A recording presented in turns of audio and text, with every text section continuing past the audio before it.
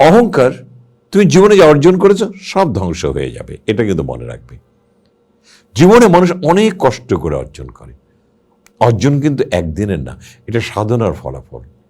যে কোনো অর্জনই সাধনা, নিষ্ঠা, নিবেদিত প্রাণের একটা ফলাফল। সেইটা তুমি একবার চিন্তা করে দেখো, এই ফলাফলটা তুমি ধ্বংস করে দেবে? তুমি অ্যাচিভ করছো, ভালো কথা, এটা নিয়ে অহংকার করার কিছু নেই, বরঞ্চ এটা নিয়ে অন্যরা তোমাকে নিয়ে অহংকার করবে, তুমি তোমাকে নিয়ে অহংকার করবে। তোমার অ্যাচিভমেন্ট মানুষ স্বীকৃতি দেবে, তুমি শুধু অ্যাচিভ করে যাও, বিনয়ী হও।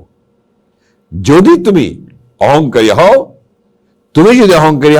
মানুষ তুমি ছুঁড়ে ফেলে দেবে, এবং তোমার জীবনে যে অ্যাচিভমেন্টটা আছে সব শেষ।